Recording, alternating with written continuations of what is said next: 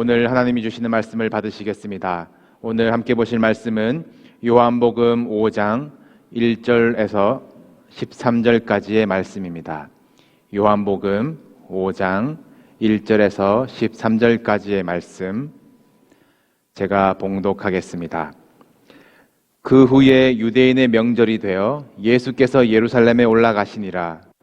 예루살렘에 있는 양문 곁에 히브리 말로 베데스다라 하는 못이 있는데 거기 행각 5이 있고 그 안에 많은 병자, 맹인, 다리 저는 사람, 혈기 마른 사람들이 누워 물의 움직임을 기다리니 이는 천사가 가끔 못에 내려와 물을 움직이게 하는데 움직인 후에 먼저 들어가는 자는 어떤 병에 걸렸든지 낫게 되밀어라.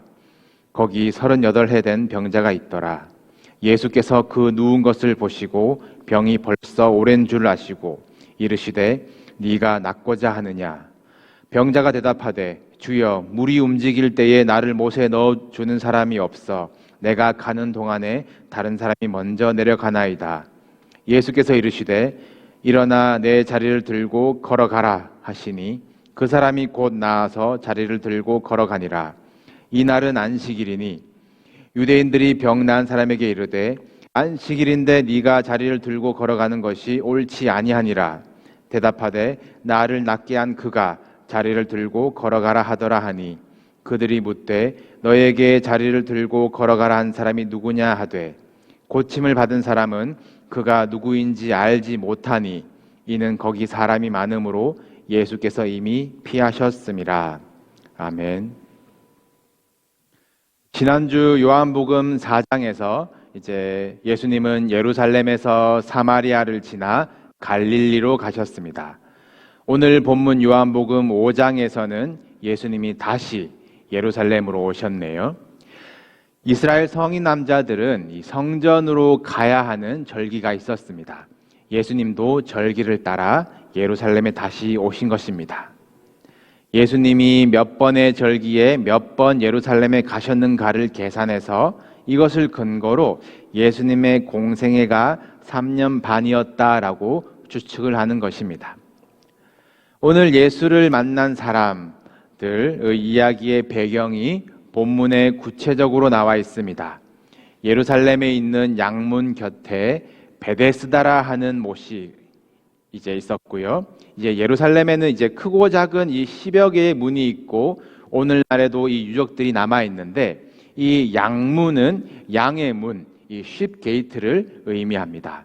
이 성전에서 이 제사에 필요한 양들이 들어가는 문이기 때문에 그런 이름이 붙여졌다고 해요. 이 양문 곁에 있는 베데스다라고 하는 연못은 사람이 만든 인공 연못입니다. 그래도 크기가 꽤 커요. 우리 본당 한 2배만한 사이즈인 것 같습니다. 이 베데스다는 히브리어로 벳 그리고 헤세드가 합쳐진 단어인데 벳은 이 집을 이야기를 합니다. 벳엘 하나님의 집을 얘기하듯이요. 헤세드라는 단어는 보통 하나님의 성품을 표현할 때 자주 쓰이는 단어인데 자비, 은혜, 신실, 인자하심, 충성 어떤 좋은 뜻은 다 가지고 있는 단어가 헤세드입니다. 그러니까 이 베데스다를 간단히 은혜의 집이라고 번역을 할 수가 있어요. 이 은혜의 집에 많은 병자들이 모여 있습니다. 이들은 못의 이제 물의 움직임을 기다리고 있는데 이유는 오늘 본문 4절에 나오지요. 여러분들 성경을 보시면 아마 4절에 괄호가 쳐져 있을 것입니다. 아예 이것을 생략한 영어 성경도 있을 것이에요. 이유는 이 괄호 안의 내용에 대해서는 성경의 권위를 주지 않는다. 이야기의 이해를 돕기 위해서 그 당시 떠돌던 전설을 소개해 줄 뿐이다라는 의미입니다. 그러니까 이 베데스다에는 이 전해지는 괄호 안에 소문이 있는데 천사가 가끔 못에 내려와 이 물을 움직이게 하는데요. 그 물이 움직인 후에 가장 먼저 물에 들어간 사람은 어떤 병에 걸렸든지 낫게 된다는 것입니다. 낫다라는 이야기는 없어요.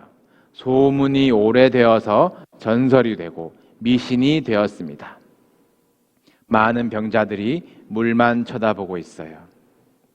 옆 사람보다 먼저, 제일 먼저 들어가야 합니다. 본문에 어떤 병자들이 여기에 있었는지 구체적으로 나와 있어요. 맹인, 다리 저는 사람, 혈기 마른 사람. 네. 다시 할게요. 맹인, 다리 저는 사람, 혈기 마른 사람. 이 맹인이 물이 움직이는지 어떻게 보며 다리 저는 사람이 어떻게 제일 먼저 들어갈 수 있겠습니까, 여러분? 상상해 보세요. 인공 연못은 물이 고여 있는 물이지요. 물에 뭐가 떨어지거나 물고기 때문이라도 물이 움직이면 일단 너도 나도 물에 뛰어들고 봐야 되지 않겠습니까? 그러다가 천사가 아니었네 깨닫게 되면 그 허탈감과 물에 홀딱 젖은 이 꼴의 수치심은 얼마나 크겠습니까? 못 들어간 사람들은 그냥 비웃고 있겠지요. 은혜의 집, 자비의 집이라는데 실상은 무자비한 곳입니다. 여기서 수십 년을 머문들 무슨 사귐과 교제와 위로가 있겠습니까? 모두 경쟁자입니다. 누가 더 불행한가, 헛수고하는가 경쟁하고 있어요. 전설이라는 불쌍한 미신에 모든 소망을 걸고 모인 이들이 한가득이었습니다. 여기 무려 38년 된 병자도 있었습니다. 스스로 몸을 움직일 수 없는 자였어요. 아마 그의 가족에 의해서 아침마다 이곳에 옮겨지면 하루 종일 물만 쳐다보며 옆 사람들과 부질없는 경쟁을 마음으로만 하다가 38년이 흘렀을 것입니다. 이 사람은 착각으로라도 물에 들어가 본 적이 있나 모르겠네요. 도와줄 사람도 없고 기회도 없고 희망도 없이 안 되는 줄 알면서 그 자리를 못 떠나는 사람입니다. 어디 마이크가 켜진 것 같아서 지금 계속 얘기 소리가 들어오거든요. 네. 감사합니다. 여러분, 이 병자가 은혜의 집에 온 목적은 무엇일까요? 처음에는 혹시 병이 나을 수 있을까 왔을 겁니다. 그러다 10년, 20년이 흐르게 되면 점점 더 불쌍한 사람이 되어가고 사람들로부터 동정심을 얻습니다. 더 불쌍한 척할수록 구걸은 더 쏠쏠해집니다. 사도행전을 보시면 베드로와 요한이 성문 앞에 있는 이 걷지 못하는 자를 만나지요. 성문 주변에 이 거린이 많은 이유는 유대인들에게 요구되는 중요한 이 신앙의 행위가 구제입니다. 예배하러 올라간 이 길목이 구걸하기 괜찮은 자리인 거예요. 38년 된 병자도 여기서 그냥 구걸하며 사는 것이 좋다고 생각했나 봅니다. 그런 그를 예수님이 찾아가셔서 보시고 아시고 물으십니다. 네가 낫고자 하느냐? 38년 된 병자에게 물으시는 질문이 네가 낫고자 하느냐입니다. 너무나 당연한 것을 물어보시는 거 아닙니까? 그러나 병자는 네가 낫고자 하느냐라는 질문에 네라고 대답하지를 못합니다. 그는 대답하기를 주여, 나를 못에 넣어주는 사람이 없어서 내가 가는 동안에 다른 사람이 먼저 내려갑니다. 38년 동안 이 사람을 눌러온 반사적인 변명과 원망이에요. 이 사람이 예수님을 구주로 주여라고 부른 것이 아닙니다. 이 사람은 나중에 예수님을 기억도 못하는 사람이에요. 사람들 앞에서 불쌍한 척, 입에 베인 말이 주여입니다. 주여 하면 떨어지는 동전에 길들여진 인생이에요. 이 38년을 보상받을 길이 원망밖에 없습니다. 이 사람에게 예수님이 말씀하십니다. 네 자리를 들고 걸어가라. 보통은 예수님이 가라, 네 병이 나았다 말씀을 하시는데 이 38년 된 병자에게는 네 자리를 들고 걸어가라 말씀하십니다. 이 사람의 자리가 잘못되었다는 것이에요. 헛된 미신의 소망을 품고 자리 잡고 앞만 있어봐야 그 인생은 원망만 가득하게 됩니다. 그 자리를 벗어나야 되는 것이에요. 우리가 어디에 왜 있는가, 나는 무엇에 소망을 두고 있는가를 잘 보셔야 합니다. 아담이 죄를 지은 후에 하나님이 물으십니다. 아담아, 네가 어디 있느냐? 아담은 에덴 동산 머물던 곳 그대로 있었지만 다른 곳에 그의 소망이 있었기 때문에 그 자리가 잘못된 것이에요. 은혜의 집에 38년을 있더라도 미신의 소망이 있으면 원망만 쌓일 뿐입니다. 여러분은 여기 이 은혜의 자리에 왜 나오셨습니까? 무슨 소망을 가지고 나오셨나요? 성령의 생수에 대한 갈급함이 있으십니까? 영원히 목마르지 아니할 그 샘물에 대한 믿음이 있으십니까? 2000년 전 이 사마리아 여인의 이야기는 그저 전설로 치부되고 교회 다니면 복받고 잘 된다더라 그 소문에 물 떠다 놓고 비나이다 비나이다와 다를 바 없는 미신 같은 기도를 하고 계신 것은 아니십니까? 믿는 자마다 영생을 주시는 것이 하나님의 은혜인데 은혜의 집에서 남들과 비교하며 경쟁하며 또 서러워서 원망의 말을 하고 계신 것은 아니십니까? 그러면 38년을 교회 다녀봐도 여러분 자리 잘못 잡으신 것입니다. 이 은혜의 집 베데스다의 오래된 병자는 38년 전에 자기 힘으로 아무것도 할 수 없음을 깨달았을 때에 소망을 잃고 죽은 자가 되었습니다. 매일 자기보다 먼저 물에 들어갈 사람들을 보며 소망은 점점 끊어지고 물이 움직여도 어찌할 수 없을 때마다 죽고 또 죽는 사람이 되었어요. 은혜의 집에 예수님이 오셔야 합니다. 경쟁에서 1등하고 겸손한 척 하나님께 영광 돌립니다. 그것이 은혜가 아니에요. 여러분 때문에 하나님의 아들이 십자가에서 죽으신 것, 믿는 자 누구에게나 영생을 주시는 것이 하나님의 은혜입니다. 예수님 없이는 은혜의 집이 아니에요. 헛된 소망으로 경쟁과 원망이 있을 뿐입니다. 예수님께 소망을 두는 사람은 사람이 만든 못이 사람의 기대대로 움직이기를 기다리는 사람이 아니라 생수의 근원이 하나님이심을 깨닫고 그 배에서 생수의 강을 흘려보내는 사람입니다. 그 사람이 죽음에서 생명으로 자리가 옮겨지는 것이에요. 여러분 자리를 확인하시길 바랍니다. 38년 된 병자에게 네 자리를 들고 걸어가라 말씀하신 것이 유대인들의 시비에 걸리게 되었어요. 이유는 이 날이 안식일이었기 때문입니다. 하나님께서 안식일에 일하지 말라고 명령을 하셨지요. 십계명에 있습니다. 안식일은 하나님만 바라보는 날입니다. 그런데 유대인들은 하나님이 어디 계신가 바라볼 생각은 하지 않고 일을 하지 말라 하시는데 무엇이 일의 기준일까? 이 율법을 만들어서 안식일에 무엇을 들고 걸어가면 일이다 규정을 하고 사람들을 올가매었습니다. 유대인들이 계명을 스스로 확대 해석해서 만든 이 미시나라고 하는 율법서가 있는데요. 거기 보시면 안식일에 하면 안 되는 일의 기준이 있습니다. 2땀 이상의 바느질 하시면 안 돼요. 일이에요. 올리브 한 알 이상의 크기의 부스러기를 치우는 일 하시면 안 됩니다. 일입니다. 2글자 이상을 쓰시는 일, 저는 제 이름을 쓸 수 있겠어요? 네. 2글자 이상을 쓰시면 일이에요.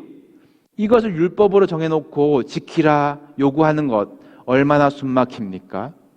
하나님이 율법에 담아두신 그 생명과 사랑은 말라버리고 껍데기만 남아서 사람이 만든 법으로 정하고 그것을 지키면서 나는 의를 이루었다 자기 만족하는 것이 미신 아닙니까?